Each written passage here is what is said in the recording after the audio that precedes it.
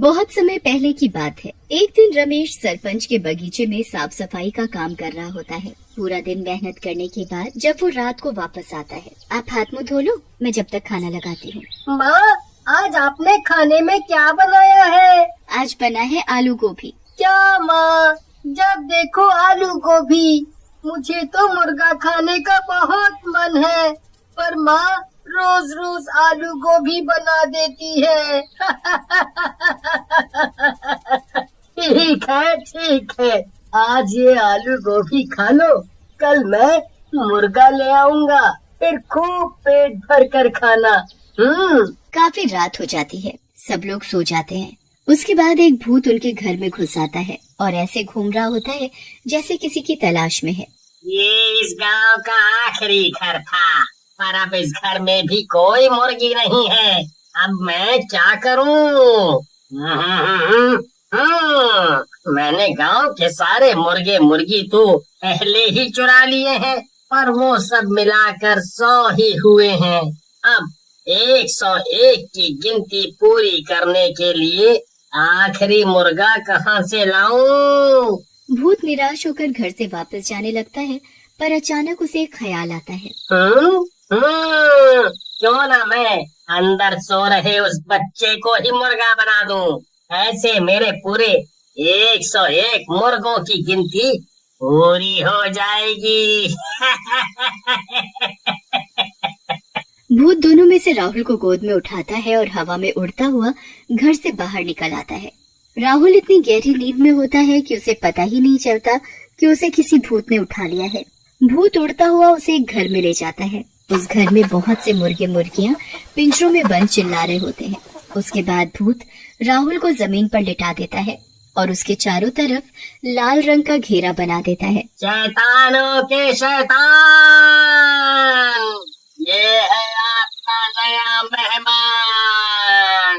भूत घेरे के चारों तरफ गोल गोल घूमने लगता है और राहुल के ऊपर जादू करने लगता है। कुछ देर बाद राहुल एक मुर्गे में बदल जाता है। राहुल अपने पैरों की तरफ देखता है, पर उसके पैर तो पंजों में बदल चुके होते हैं।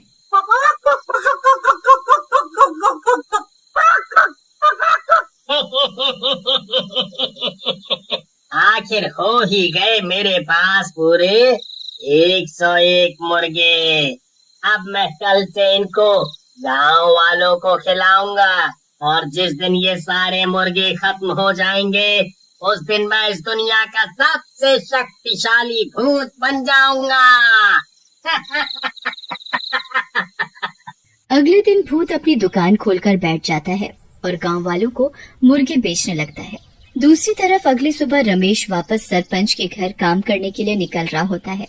मैं जा रहा हूँ, शाम को आते वक्त राहुल के लिए मुर्गा लेता आऊंगा। जी ठीक है। रमेश काम पर चला जाता है और कमला अपने घर के कामों में लग जाती है।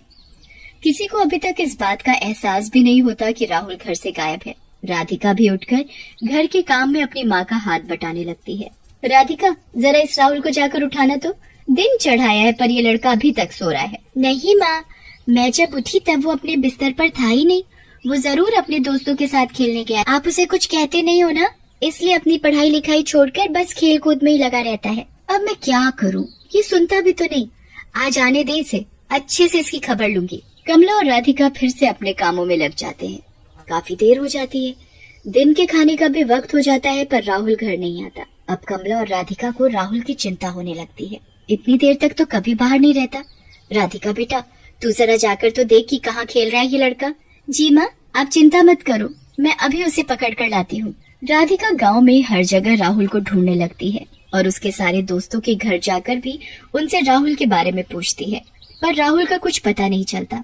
वो घर आकर अपनी माँ को बताती है तो वो और ज्यादा परेशान हो जाती है। अब तो इनके आने का इंतजार करना पड़ेगा, वो आएंगे तभी कुछ होगा। दोनों रमेश के आने का इंतजार करने लगते हैं और रमेश इस बात से अनजान कि उसका बेटा राहुल कहाँ है, वो सरपंच के बगीचे में काम कर रहा होता है। काम खत्म करने के बाद रमेश घर आने लगता है।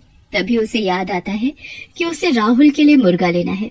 वो मुर्गा खरीदने जा ही रहा होता है कि तभी उसे आवाज आती है, मुर्गे की मीट ले लो, मुर्गे की मीट। अरे, यहाँ कौन मीट वाला आ गया?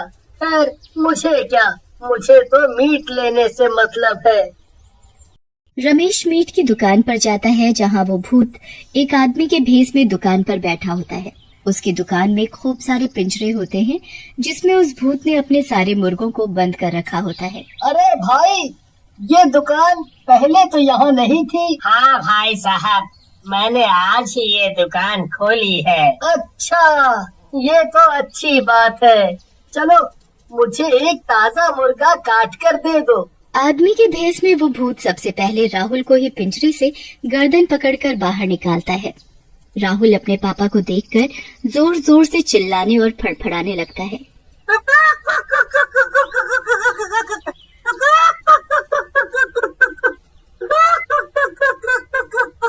रमेश को कुछ अलग सा महसूस होता है। उसका बिल्कुल मन नहीं मानता कि वो उस मुर्गे को कटवाए। अरे भाई साहब, आप इसे काटो मत, मैं इसे घर जाकर खुद काट लूंगा। आप मुझे ये मुर्गा ऐसे ही दे दो। मैं काटूं या ये आदमी?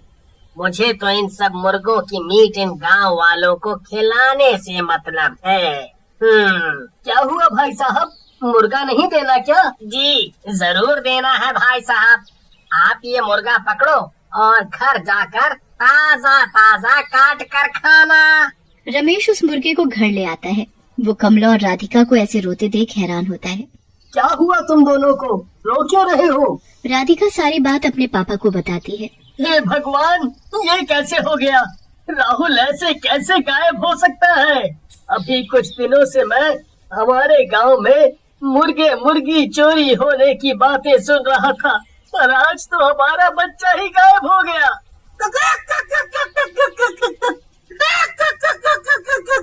ये क्या ले आए? मैं तो आज राहुल के लिए ही मुर्गे का मीट लाने वाला था, पर पता नहीं क्यों जब दुकान वाला इस मुर्गे को काटने लगा तो मुझसे देखा नहीं गया, इसलिए मैं इसे जिंदा ही घर ले आया। अब इसे यहीं छोड़ो और अपने राहुल को ढूंढो। रमेश और कमला सुबह होते ही वापस राहुल को ढूंढने निकल पड़ते हैं, पर पूरे गांव में राहुल का कुछ पता नहीं चलता। वो निराश होकर घर वापस आते हैं तो उनका मुर्गा उछलता हुआ खुशी से उनके पास आकर चिपकने लगता है। क्या मुसीबत है ये, हटाओ इसे मेरे पास से। एक तो मेरा बेटा नहीं मिल रहा और ऊपर से ये मुसीबत। बहुत दिन गुजर जाते हैं पर राहुल का कुछ पता नहीं चलता। यहाँ भूत रोज दिन में अपना भेष बदलकर अपने मुर्गे की दुकान खोलकर बैठ जाता है और जादू किए हुए मुर्गों का मीट लोगों को बेचने लगता है। काफी दिन हो जाते हैं और भूत के सारे मुर्गे खत्म हो जाते हैं, पर अभी भी उसमें वो शक्ति नहीं आती जो आनी चाहिए थी। कुछ तो गड़बड़ है।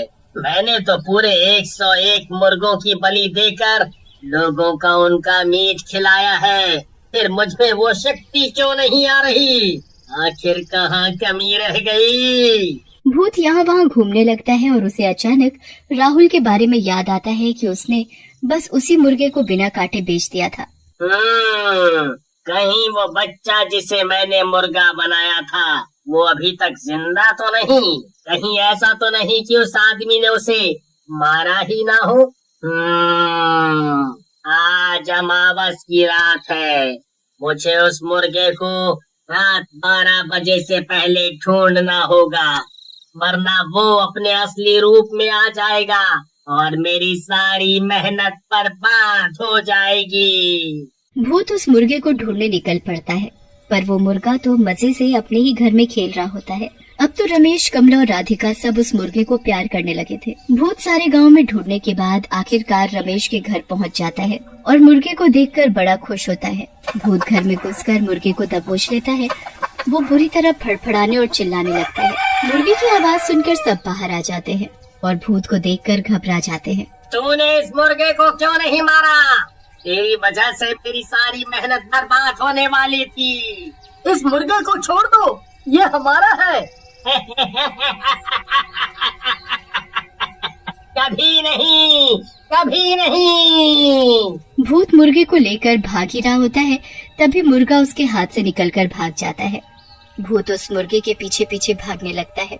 मुर्गा कभी पलंग के नीचे घुस जाता है। भूत उस मुर्गे को पकड़ने के लिए पूरे घर में भागने लगता है। इतने में 12 बज जाते हैं और वो मुर्गा अचानक राहुल बन जाता है। राहुल को देखकर सब लोग खुशी से पागल हो जाते हैं। वो भूत वहाँ से गायब हो जाता है। उसके बाद राहुल सारी बात अपने घर वालों को बताता है और सब खुशी खुशी रहने लगते हैं।